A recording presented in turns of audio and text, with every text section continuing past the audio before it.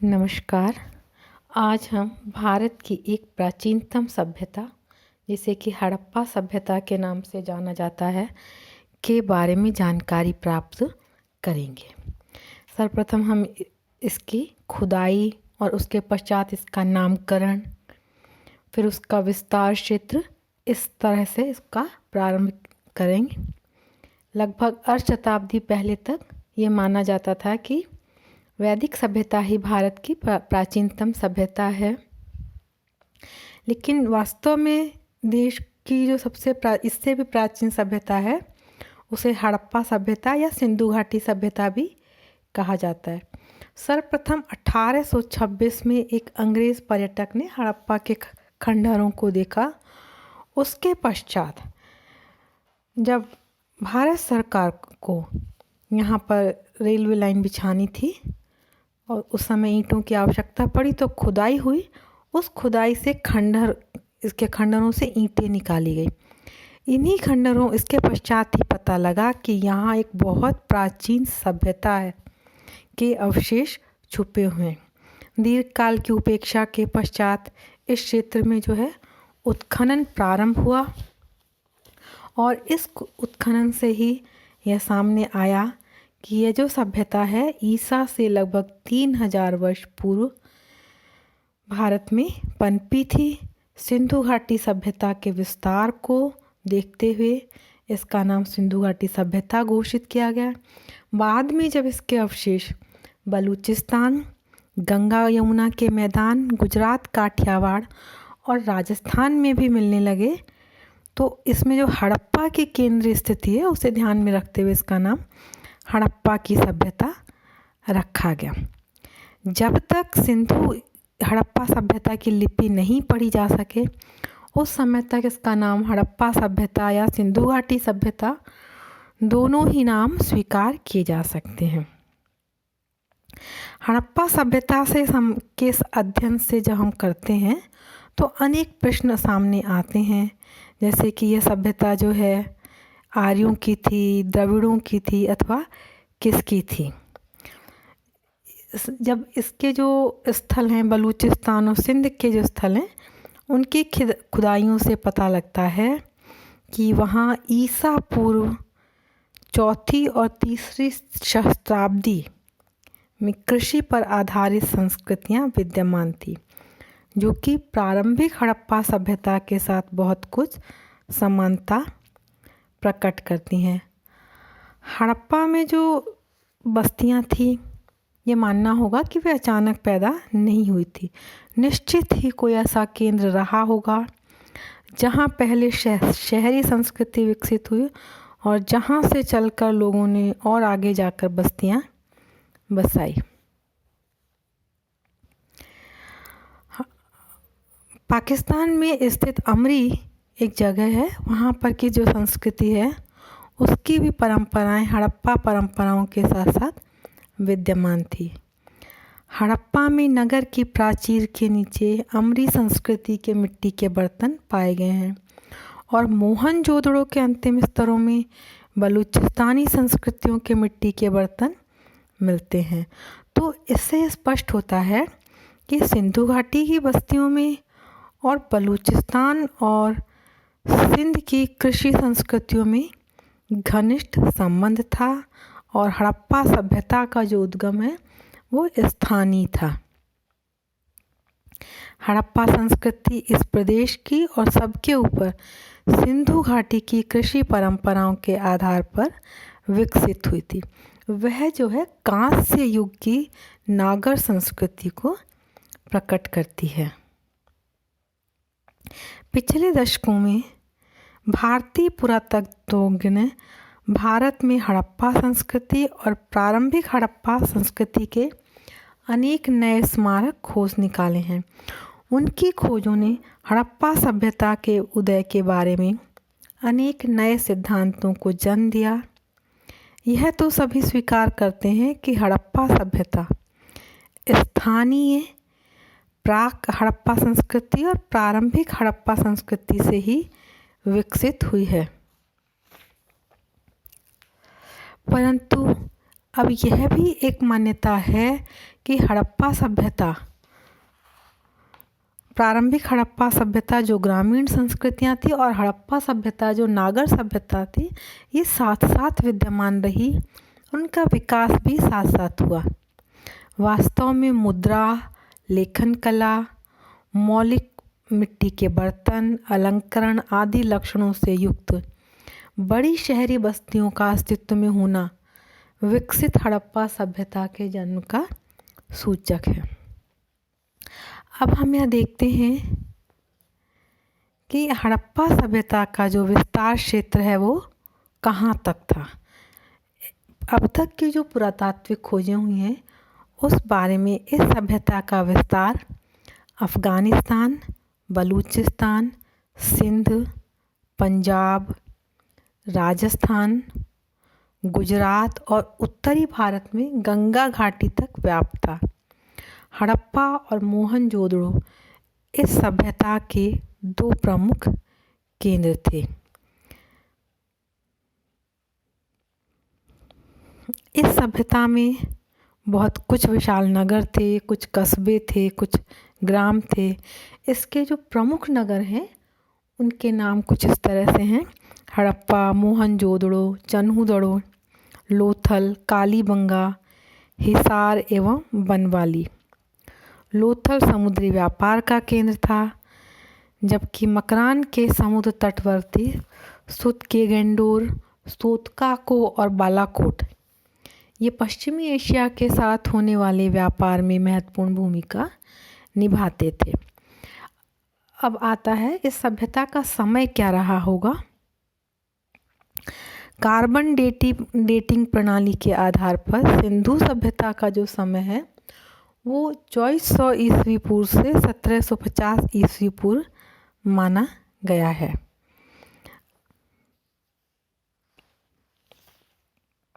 अब हम इसके अगले उस पे आते हैं प्रश्न पर कि इस सभ्यता के निर्माता कौन थे।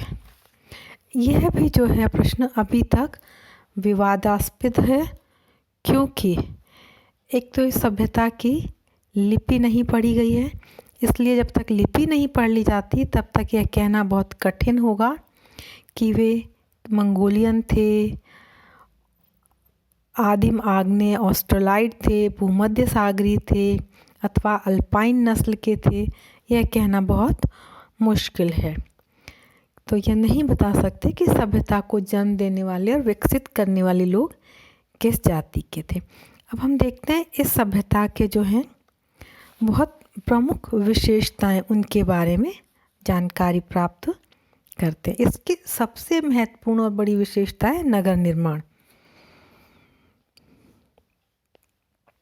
बड़े नगरों का अस्तित्व और नगर योजना तथा स्थापत्य की सुस्पष्ट पद्धति जो है हड़प्पा सभ्यता की बहुत महत्वपूर्ण विशेषता है। पुरातत्वों की खुदाई में बहुत सारे यहाँ बड़े बड़े नगर, जिसमें हड़प्पा, मोहनजोदड़ो, कालीबंगा और लोथल आदि हैं। ये सभी नगर नदियों के किनारे बसे थे। उस काल में वर्ष पर्यंत पर्याप्त जल पूरित नदियाँ होती थी। ये नदियाँ व्यापार का साधन होती थी, साथ ही जीवन यापन के लिए भी आवश्यक उपकरण प्रस्तुत करने में भी सहायक थी। लेकिन साथ साथ लाभ के साथ साथ इनमें हानि होने की भी संभावना रहती थी, क्योंकि नदियों में समय समय पर आने वाली बाढ़ तटवर्ती नगरों को क्षतिग्रस्त या उनका विनाश भी करती थी। खुदाई से ज्ञात होता है कि नगरों की रचना एक निश्चित योजना के अनुसार की गई थी। इन नगरों के स्थापत्य शिल्प और उनकी आधार योजना में समानता और उच्च कोटि की व्यवस्था देखकर यही लगता है कि सिंधुवासी अपने नगरों का निर्माण पहले योजना बनाकर करते थे और योजना बनाने वाले तथा रचना करने वाले इंजीनियर लोग रचना शास्त्र के अनुभवी ज्ञाता थे। मोहनजोदड़ो आज सिंधु नदी से 5 से 6 किलोमीटर की दूरी पर है, जबकि किसी समय वह उसके तट पर स्थित था। विद्वान ये मानते हैं कि इसमें कम से कम 2 बार बाढ़ आई थी। विनाश के बाद इसको पुनः बसाया गया था। इसी प्रकार हड़प्पा किसी समय रावी नदी के तट पर स्थित था, परंतु आज वह उससे 9 से 10 किलोमीटर की ओर दूरी पर बसा हुआ है। इसी तरह चनहूदड़ों को भी बाढ़ के प्रकोप का सामना करना पड़ा। चनहूदड़ों में जो खुदाई के अंश मिले हैं, खुदाई से जो मिट्टी के बर्तन मिले हैं, उसमें बालू के अंश विद्यमान हैं। अब तक किए गए उत्खननों से यह अनुमान लगाया जाता है कि हड़प्पा सभ्यता के जो सभी शहरी केंद्र थे वे समान योजना पर आधारित थे। बड़े नगरों के 2 मुख्य भाग होते थे, दुर्ग या गढ़ी अथवा कोट, जिसमें नगर रक्षक और अधिकारी रहते थे, और निचला भाग जिसमें कि आम जनता रहती थी। यह भाग, जो दूसरा भाग था, वो सामान्यतः आयताकार होता था। दुर्ग का निर्माण शेष नगर से ऊपर उठे हुए ईंट के ऊंचे चबूतरे पर किया जाता था। यह चबूतरा बाढ़ के विरुद्ध सुरक्षा कवच का भी काम करता था। नगर के दोनों भागों में संपर्क प्रत्यक्षतः बहुत सीमित था। उदाहरण के लिए कालीबंगा में खुदाई से पता चलता है कि गढ़ी को निचले नगर से केवल 2 प्रवेश मार्ग जोड़ते थे।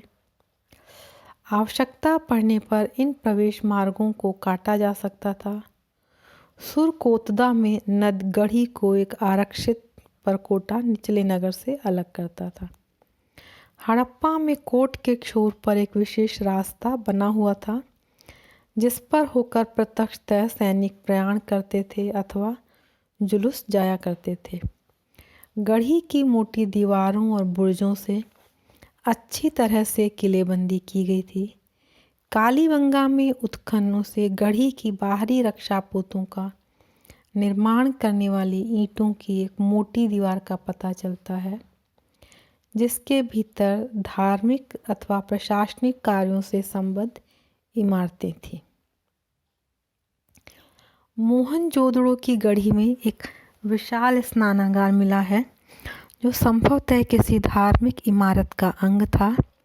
हड़प्पा की गढ़ी के उत्तर में सार्वजनिक अन्न भंडार मिले हैं। हड़प्पा सभ्यता के योजनाबद्ध नगर निर्माण की जो आधार पीठिका थी, वो इसकी सड़कें और गलियां थी। सभी नगर उत्तर से दक्षिण और पूर्व से पश्चिम जाने वाले 2 राजमार्गों से, जो एक दूसरे को प्रायः समकोण पर काटते हैं, 4 समान भागों विभक्त थे। इन दोनों प्रमुख राजमार्गों के मिलाप स्थल पर चौराहे बने होते थे।